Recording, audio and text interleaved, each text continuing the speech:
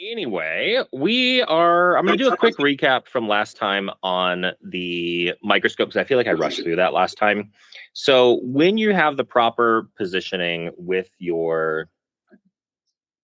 that way, with the microscope, you want your neck to be nice and neutral. It shouldn't be up or down or rotated side to side. And this is going to help all the muscles that are help supporting your head. Remember, your head's really heavy, so we want to make sure that those muscles aren't overworked. So it should be a nice and neutral spine looking straight into the binoculars. Shoulders should be nice and low, relaxed. You should not be up here, kind of shrugging like crazy high. That's going to help with your traps, which I'm sure are sore on every single one of you right now. And that you want your scapula to be back. Oftentimes we're going to be forward, kind of hunched forward like this. That's going to overstretch those muscles back there, which will help with the serratus and the levator scapula. And we'll talk about how to stretch those in just a minute. And then you want to have a nice neutral spine up and down. And that's going to help all of those stabilizing muscles. If we don't do this, we start to see a lot of the breakdowns that you may be already experienced in a little bit. The really bad one is actually having the binoculars up too high. I see this far more than I do having them too low, where people are almost looking up. When you do that, you're going to extend your neck and have huge amounts of pain right back here in the suboccipitalis and your upper traps because they have to overwork to keep your head up like that. It's going to lead to a lot of pain back here as well as headaches. If it's too low, now we're going to be in flexion. And now your SCM is going to be stabilizing your head, which it's not designed to do. It's supposed to rotate your head. And then your levator scapula, which is one of the ones on your back of your neck, is going to be overstretched, which is also going to hurt like crazy. If you're too far forward and you're leaning forward like this, it can lead to a lot of issues with those stabilizing muscles along our back, which can lead to low back pain. And we really want it to be that we are nice and neutral. You'll notice here, both Miriam and I are at pretty much perpendicular, lined up with our shoulders being straight on, right onto the microscope binoculars. And that allows us to work for extended periods of time without pain, which is super important. And it helps with all the other things there. Okay. So we had talked about the physiological tremors last time. This is the stuff from the ophthalmic literature. Here's a fun fact. You actually can see them more when you're using magnification, which is always great. Now, the way you can make it a little bit better is if you have your other finger rests as close as possible to where you're working. So there will be times where, let's say I'm working on number 14, I will have my middle finger on the palatal cusp of number 14 if I'm doing really, really fine work, like troughing for MB2, looking really far down. If I'm zoomed in to 16 or 20 times magnification, those little movements all of a sudden are going to make a huge difference. You will also notice as you zoom more and more that coffee can start to affect you. And so you may want to decrease your caffeine intake if you're noticing some shakes. I know that's tough to tell a bunch of residents to not have their caffeine during residency, but yeah. You want to be the whole idea is you want to be as close as possible to what you're working on so that the whole rest of the system, the forearm, the shoulders, everything back here isn't going to have any extraneous movements on what you do. This is another thing I see where people are working on patients and their hands are like floating off in the distance. Touch your patients, touch the rubber dam, have it right there. You'll notice immediately that you have a lot more control over what you're doing. All right, so let's talk about how we set up the microscope. The first thing you need to do is position yourself. So that means feet flat on the floor, equal weight between them. You get into that nice Instagram booty, you get everything nice and set, and then you bring the microscope to you. Get the microscope so everything is as it should be. And when we are looking at it, you actually want the binoculars slightly down. And that is because when you have them straight out, oftentimes you're going to be head up a little bit, which is going to cause a lot of that tension back here that we talked about. And so you want to be looking slightly down. And this is about a good representation of what we're looking at, that like slightly angled down. You all have the fine focus on your microscopes, right? Yeah. Okay. Yeah. So you know how you can move it up and down, and I'm saying up is more coronally in the tooth and down is more apically. What you want to do is move that to the highest level. And then as you access, you can actually just rotate it and it will move your plane of focus down without you having to move the microscope up or down. I get about 10 millimeters of distance from the very top to the very bottom. So most of the time, if I'm not doing any like really deep troughing, I don't have to move the patient and, God forbid, move the microscope up and down. You should be able to get everything set and then not touch it the rest of the time. Once again, don't move the scope. Then once you are set, your assistant is going to get set if you have the side scope, and they're going to move everything to where it's all good. And then the very final thing you do is set the patient. So that's where you actually move them up, get them into focus. And one of the reasons I like what are called pedestal chairs over the old school scissor chairs is because, let's say I am deep inside a tooth and all of a sudden I'm down 15 millimeters. Now I'm outside of what that fine focus can do. So what you would do instead is you just tap the chair up a little bit and it just moves up. There's no motion laterally. It's just an up and down motion. So that's why you'll see a lot of the endodontists who talk about how to, work ergonomically. We all have pedestal chairs that are like this. None of them have scissor chairs. Now, I've worked in lots of places with scissor chairs. You can make it work. It's just a little more annoying because you have to move if you're buying a practice and everything's great, but they have the old school chair, the scissor chairs that general dentists have, it's not a deal breaker. But if you're going to be buying from scratch, 1,000% recommend something like these. You want to then leave the chair loosely locked or unlocked, because what I'll often do, our patients are not typodonts. They don't stay still. They tend to move throughout the procedure. And so you tend to have to adjust. You don't want to adjust the microscope, because if you have side scopes, you can give your assistant a black eye by moving it into them. And you want to have that be nice and stable. So instead, I'll actually use my legs and move the patient chair with my legs left and right if I need to. And if you find that you need just a little bit more, if you're taking pictures, you can always just use your knee and lift the patient up ever so slightly. That's what we used to do back when we didn't have that fine focus. If we're taking pictures and need to get it a little more in focus, you can just pop them up just gently with your knee and that'll get it to focus.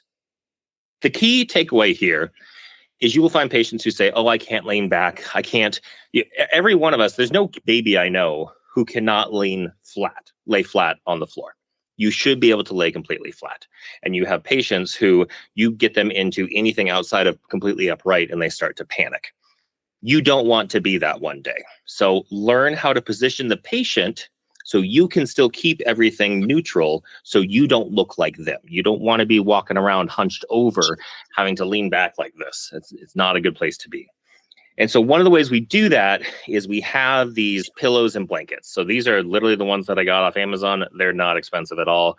You can throw them in the washing machine when you do your scrubs. It's pretty easy. The dog bone ones are really nice because oftentimes it's the neck that they need supported. They try to put it on their head. And what that does is it puts them down like this and then you can't see anything. So you have to do it for them, put it back here behind their neck, and it will often raise them up and then you can see. They're absolutely wonderful. Highly recommend those. Oftentimes patients with back pain will find that there's sometimes spots that they will put them on back there as well. So it can be useful. And then the other one are just having big plush blankets, both because I like to keep it cold in the office. So oftentimes patients are cold, but sometimes you can use it to help position them as well. And so this is a way that you can get them propped up into the position that's easiest to work on. For another example, like when I do apicos, I will turn them. And so oftentimes they don't want to have their head turned for that long.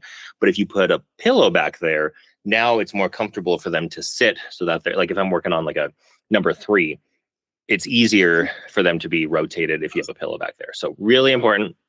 The other funny thing you'll find is you'll have those patients who say, oh, I can't lean back. And so you get the pillow on there and now all of a sudden they feel supported. You can slowly start to tap that back. And all of a sudden you have them in basically a reverse Trendelberg position, but because they have the pillow there, they're totally fine with it. So having these support things make it so that you can get the patient into the proper position. So the keys to success, I wanted to mention, I don't know who this guy is. He's clearly trying to do what's right. He has his cone beam up. He's doing my least favorite tooth. I hate lower incisors. He's clearly trying to save teeth and help out patients. But if any of you know who this guy is, send him this lecture. I want him to be able to do it for 10 more years because right now he's not going to be able to do that. So you want to set the microscope up at the beginning. Don't move it after that. We don't touch it. It doesn't move up and down. It doesn't move side to side. The only one time that we will move the microscope is when we take an x-ray, because oftentimes it's in our way. What I'd recommend is move the microscope out laterally. Don't move it up and down. Don't move it back to where it goes normally. Just move it out laterally, like over the patient's lap. That gets it out of your way. And then all you have to do is pull it back to where you would set after you take the x-ray. It's still at the right height. It's still at the right angulation for the assistant. Just gently push it out, pull it back. Don't go up and down when you take the x-rays. Move the patient, not the scope. And really, if you think about it, by the time you get towards the end of your career, you should be producing well over $1 million a year in treatment. And you have at least 30 years of treatment going. So you're going to be producing at least $30 million. And if you buy this $30,000 scope and just let it sit up in the corner, you're doing it wrong. So do not make the scope cry. This kind of looks like Wall-E to me, like with the little eyes up here. And my little kid loves Wall-E. It was funny. Well, putting together between the last presentation and this one, I was actually sent another picture from Instagram. Don't know who this guy is either, but I'd love to help him out if anyone knows. And what you'll notice is he's using the GentleWave and he's using the microscope as a headlamp. Not the best way to do that.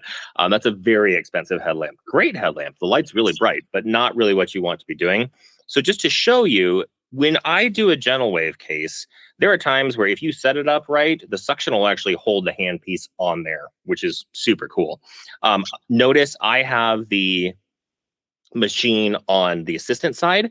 That way, because if you've never used this before, he's the one who has to set everything up and press all the buttons. I can be building the platform while Miriam sets everything up. And then he's using his body as the like support for the cords, because it does get heavy having to hold that for 8 minutes. You can actually use the microscope to hold it. And ideally, you should be able to sit back and just relax while you're working on a patient. Okay. We're almost done with ergonomics. It's like compound interest. Invest now. You want to, the more you can do right now, the better you'll be and the longer you can practice. All right. So to go on to the next step, we're going to talk a little bit about stretching. And there are a few different ways we can handle this, but really, even with the best posture, we still have to hold these static poses for long periods of time. You're going to be sitting down. Don't do root canal standing. You're going to be using your hands. You're going to be working out these specific muscles because that's what we do. And so what this leads to is shortening of certain muscles. We're going to see tightness in the fascia that surrounds those muscles. And you can start to have postural imbalances. I've made the joke last time. How many of you struggle to open up a jar of pickles? None of you. You all have super strong grip strength because we use our hands all day. So we're going to separate these out into stuff you can do in between patients just to kind of help reset yourself. And then end of the day, just stretches to get your body so that you're going to be okay. Now, I think I made the same disclaimer last time. I am not a physical trainer. I'm not a therapist. Go talk to somebody if you've had any chronic issues. But I am basing this off of I'll show you pictures of them actually in a minute, of the two guys who have helped me a lot. And both of them say, I'd much rather you do 1 minute in between every single patient than 10 minutes at the end of the day.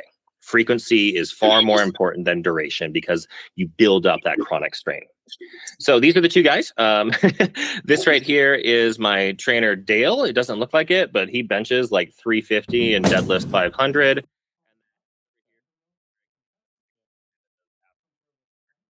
And that's what he wants me to do to, once again, work the back. That's the whole thing here. So these are the two guys who I've gotten all of this from. Now, I did want to introduce one other person here, which is my lovely wife, because this was the ChatGPT's version of how to do an open book stretch.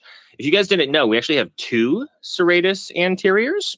Also, your thoracic spine is your armpit, and your pec major is your delt, and then your mid traps is your glute, obviously. And then your anterior shoulder capsule is so I was making this presentation of Vanessa's like, I used to teach yoga and be a fitness instructor. I'll do them for you. So she will be the one who is doing the exercises today, and our dog Penny, who doesn't get to go to the office because she's Louis here. No one knows that because he's the quietest dog ever. She is helping in some of them as well. So the first one, in between patients, levator scapula stretch. We already said that we'd do this one. We can all do this right now. I guarantee it's going to feel good. Sit tall, nice neutral spine. Tilt your head 45 degrees towards your armpit and pull with the same side hand. They should feel a nice stretch right along here. This should feel really good. This is one that's always, always, always tighten us. You're going to hold for about 15 to 30 seconds aside. It's going to help with your headaches and the strain in that area. I saw a patient this morning, so this is actually really nice. Now, with this one, you do have to be gentle. These are small muscles. You can easily overwork or overstrain them. So Dale wanted me to tell you all, you get to do this once a day. That's it. So choose your time properly. You don't want to overwork or overstretch these muscles. But I think, do all of you feel that stretch? Do you feel a little bit looser after even just doing that little bit right there? That should feel nice. What he did say you can do more often is instead of stretching it, you can actually use your hand and push with those muscles. That's an isotonic movement, which can actually be analgesic, and that one you can do. That's a gentle stretching or a gentle strengthening exercise. So be careful. Anything with the neck or the wrists, you need to be very, very careful with, but you should feel a nice release as you do that. Okay, this is my lovely wife demonstrating the process. So you all look great. All right, doorway stretches. This is one of my absolute favorites. Eric actually said, if I had to just do one exercise in between patients, he wants me to do this one. And so this is going to help open up pec major and pec minor and loosen up your core. And the images here are actually from a study that was done on baseball players, on pitchers, of how much it can help the shoulder range of motion. And so I'll say this here. I know we're not athletes like that, but we still do repetitive motions. We still can have the same injuries that an athlete doing something at a much higher level would. So it's good to take some of the things from athletic sports to make it, better. So how are you going to do this? Hands on the frame of the door at shoulder height. You can either do both like this, or you can just do one, and you're going to gently step and lean forward into it. You can kind of see in figure B what that's looking like. The other one is hands overhead on the frame of the door and lean forward. That's my absolute favorite. Now, this is, Emmy, you probably will need to get a stool. But the point is, I don't have to reach up overhead very often because I'm so tall, I can just reach out. So it's actually a lesser movement that I don't do often. Emmy, being her height, probably has to reach overhead often. And so she's probably more comfortable than I would be in that overhead position. And so that's why this might help me better, and something else might be better for her. Emmy, you still doing your workouts? Yeah. Yeah, you up to like 350 for your bench too? Totally. 3.5. 3.5. So you're going to hold this 15 to 30 seconds. I literally, like, when I come in from seeing a patient, that's the first thing I do is just quick do these doorway stretches. It really helps open up your pec muscles. And this is one of the ones that's almost always chronically tight on me, because it's going to pull your shoulders forward, which is going to overstress your traps as well as your rhomboids back here. This is what we are always flexing the trunk forward. This is your antidote to that. That opens you up. This one, just like when you guys go walk into the residence room, quick overhead, quick to the side, pretend you're at Notre Dame, tap the top. You guys got this. I do this after every patient as long as I remember to. And when I don't, I start to feel tight almost immediately. So overhead, you can see the position here. It's going to stretch back like this, open up pecs, and then your sideways one. Kind of a neutral lean forward, depending on how wide the chair is. You can either, or the door is, you can either do one or two arms. Oh, sorry, my computer's falling over. One sec, guys. That's terrifying. Back to where we were. So this is one that we do after every patient. Really helps open up everything. This is by far my favorite. Next one is going to be your seated figure four. And this is one you can do during Leighton. Exactly. You can do this at a presentation. No one knows you're stretching when you're doing this.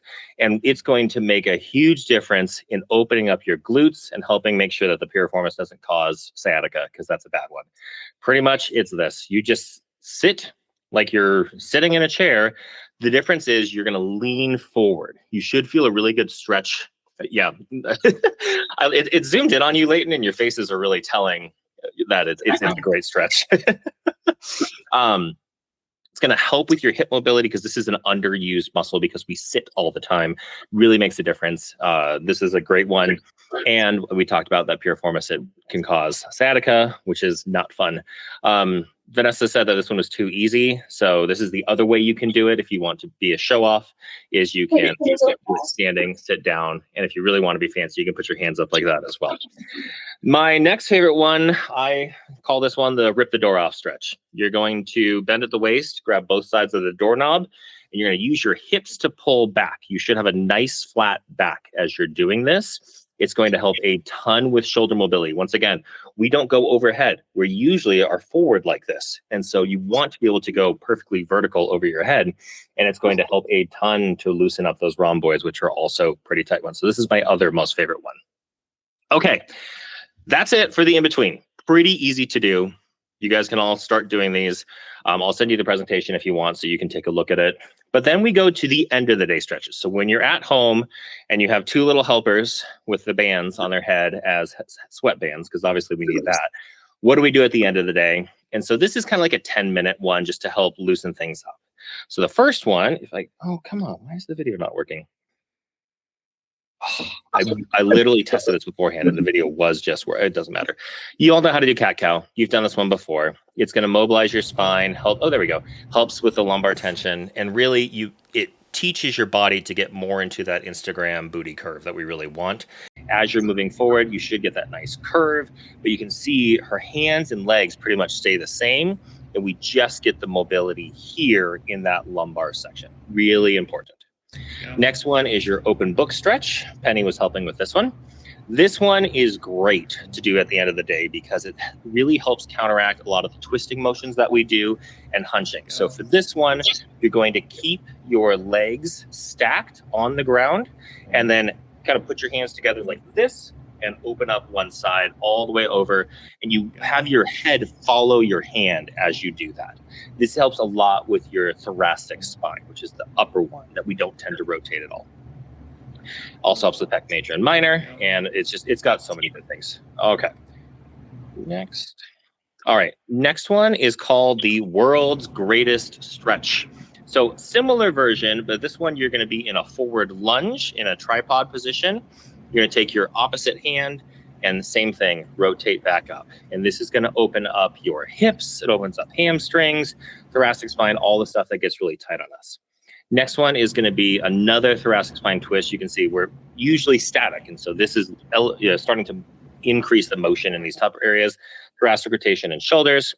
Deep squat hold. This one you can do with a support. Reno has a lot of strip clubs, so I always feel like a stripper when I'm holding a pole, getting down and for support, because I can't do it quite like this. But it's going to help a ton with ankle mobility as well as hip mobility. Next, kneeling hip flexor stretch. This one's pretty straightforward. You're just going to go down on one knee. There it goes. It helps a lot with opening up your psoas here, with breathing, getting this nice and loosened. She was making a face here because she wants to do her fancy versions, but there are advanced placement versions of this stretch where you move your hips even farther forward, have your arms up, and then you can also go into what's called a runner's stretch, which is where your back leg is a little bit farther down and it gets a deeper stretch into your hip flexors. For me, this is enough. I don't have to go to that level. You can also go even farther if you do yoga into what's called pigeon pose, which is where you have your front leg crossed under. And that's a really, really deep hip flexor opener. Next one of my absolute favorites, it's a wall pec opener. It literally looks like this. Your arms are up like this.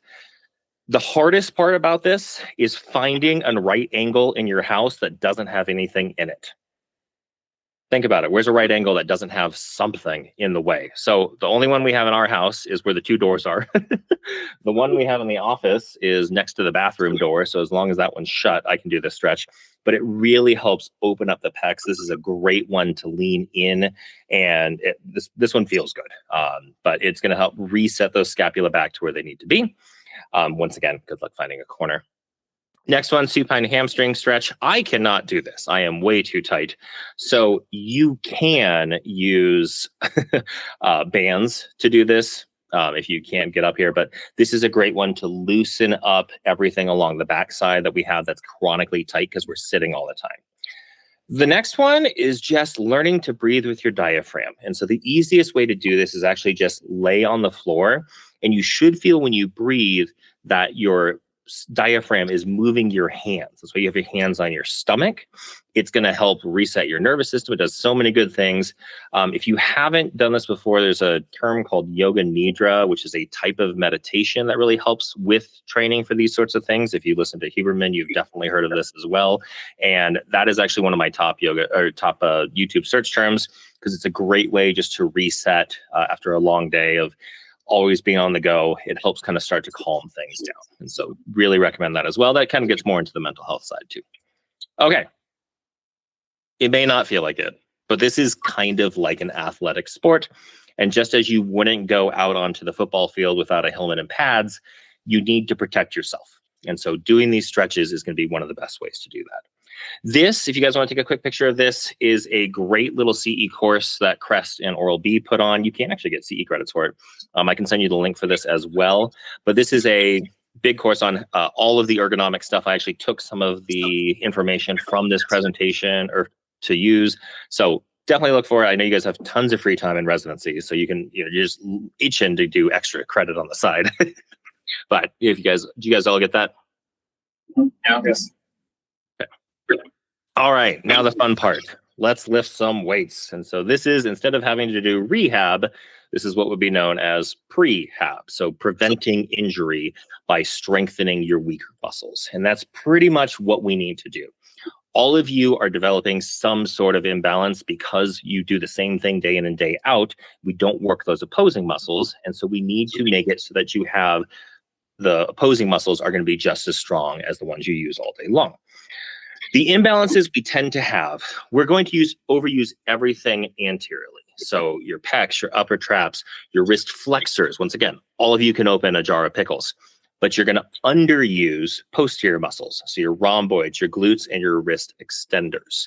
So these are what we're going to be focusing on. Now, this is how beneficial working out can be. This is a month between these two pictures. This was me trying to give you all the proper posture. This was in the crappier chair. I have better posture. The only thing that changed through here was a month of training with Dale. So this is how important it is to train these muscles, because literally my forward muscles are so strong, they're pulling my head forward. And all we've been doing is training everything posteriorly, which is actually getting me to a more neutral spine. It's really interesting to look at these two pictures, and Dale was excited to see that as well. So the goals here, you need to reverse those imbalances, which is going to be weak back, tight front, stabilize the joints that you use, shoulders, neck, hips, and spine, protect your wrists. Because if you lose this, you cannot work anymore. You can work with a broken leg. You cannot work with a broken hand. And we want to improve resilience so you can work for as long as you want to work. So the areas that we need to target are going to be upper back and shoulders, everything that helps stabilize your spine, neutral spine throughout the day, everything along the posterior chain, because it's going to offset those powerful muscles that we have anteriorly. And then we also need to be careful, but we do want to target forearm extenders and neck postural muscles.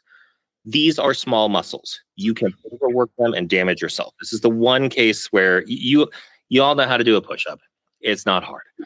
You have to be careful with small muscles because you can cause injury. So if you know anybody, I was actually thinking about this, like SLU has a pretty darn good gym.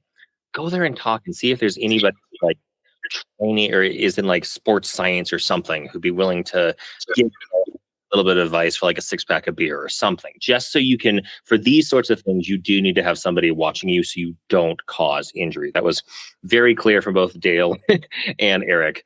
Don't train without having somebody help you, because you can definitely cause issues here. So here's the picture I made for you all. This is your easy routine. This is very simple. I know you all don't have time to do this in 5 minutes. I linked videos from a rehab center up in Seattle on the side. That's what all those QR codes are. If you take a picture, you should be able to touch those and get them. If you have issues with these, let me know. I can send you them. Pretty much, we're going to be doing everything body weight, if not having a couple little things. I don't want you guys to have to buy anything. You can also do these at the gym at SLU. I know they have a great gym. You should all have access to that. But what these are all going to do is strengthen things in the back, help with core mobility, and get you loosened up. Now, the only, besides the resistance, which you are pretty cheap, you can get a set of 5 on Amazon for like $10.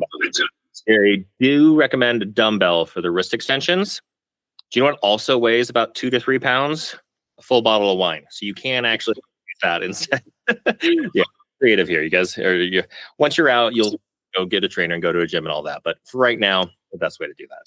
Everybody get a picture of that? Okay. Okay. What those simple exercises do, it's going to help your shoulder posture, get that into the proper position. It's going to activate your glutes, which is what pretty much Dale's been having me do this entire time. Engage your core in a way that you don't do when you're sitting all day long. So this is your very simple, do this literally after work. It's 5 minutes. You're going to be wasting 5 minutes doing something else. Just do it when you get home. See how you feel, because I know that doing these simple exercises has already made me feel a lot better after a long day at work. And if it makes you feel good and you want to go a little bit further, well, this is where having a trainer is the best, because they can look at you and say, here are the next level things you would want to possibly do. What I'm going to go through is the little more intense exercises that they said you should be able to do without needing to have somebody watch you and get your position. The really key thing here, please do not injure yourself trying to prevent injury. That's just not a good way to be. Okay. We'll start you off. This is what Dale recommended, because he knows you all are, busy. Twice a week, pretty simple to do. That way it gives you 3-4 days in between to recover. It's important to do high volume with low weight.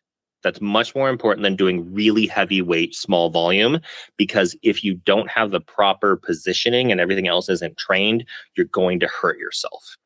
All of you can lift something like a coffee cup, but do this 20 times, and now all of a sudden, you're starting to find muscles that are a little bit weaker than you thought they were going to be. So low weight, high volume is definitely the best way to start with this sort of thing. If you have any pain or strain even in your neck, you stop right away. Figure out a different way to do the exercise, or that's all you're going to do. We do not want to overwork these muscles, because it can cause a lot of issues. Hopefully I've made that abundantly clear. Neck and rest, protect them. So the key thing that both guys told me is it's really important to work on pulling exercises, because we're so overworked on the anterior. We're always doing pushing stuff. We're not really pulling as much as we would be normally. So bent over rows, very easy to do. You guys can definitely, that one is an easy one. Really helps strengthen the back along here. Face pulls with a pull down bar or pull down cable. You can actually go out like this. Really good one to strengthen everything in the back. Romanian deadlifts, if you haven't done those before, they're a simplified version of the deadlift that's easier to do without injuring yourself. Do those with low weights as well. Just get your form. Glute bridges are key. I have to do those in pretty much every exercise program that he writes for me.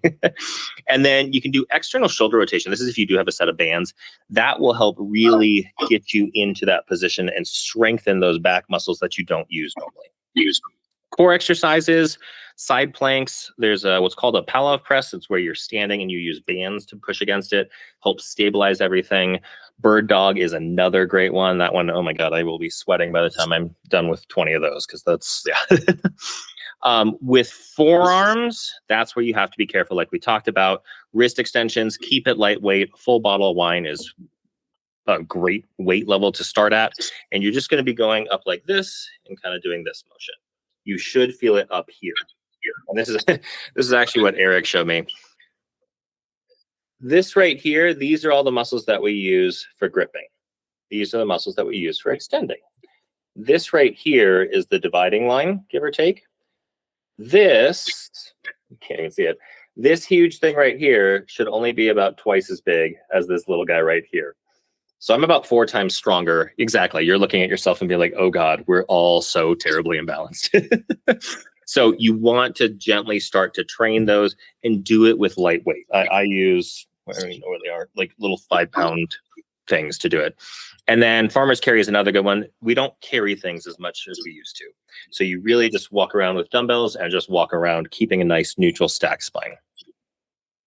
Things to not do. Don't do shrugs. You're already up like this. You don't need to make this motion stronger. Your heads are already in, down. Overhead pressing, you have to be careful with. This is one that Emmy probably could actually do because you're used to being in that back position, having to reach for things. But this is one where you do need to have a trainer tell you your scapula is strong enough to actually do the overhead because it needs to be locked in place before you go up. And then don't do crunches. You're already way too strong on the front. You don't need to make that stronger. No one needs a 6-pack. Work on your back before you get to that level, okay? So in conclusion, prevention is key. Ergonomics here is so, so, so important. And even with the best ergonomics, we're still going to have imbalances. You can offset these, though. That's the good news. And so you're going to do that by stretching. You're going to do it by weightlifting. And remember, but when you get towards the end of your career, you should be, that $1 million number is not unreasonable. I know it's gauche to talk about it, but that is mostly, if you're working full time at the end of your career, not worried about anything, that's very reasonable to do. So imagine if you have to retire 15 years early. That's a big loss. So invest now into yourself so you can do this for as long as you want. Okay. That actually went faster than I thought it was going to. So I'm going to stop sharing.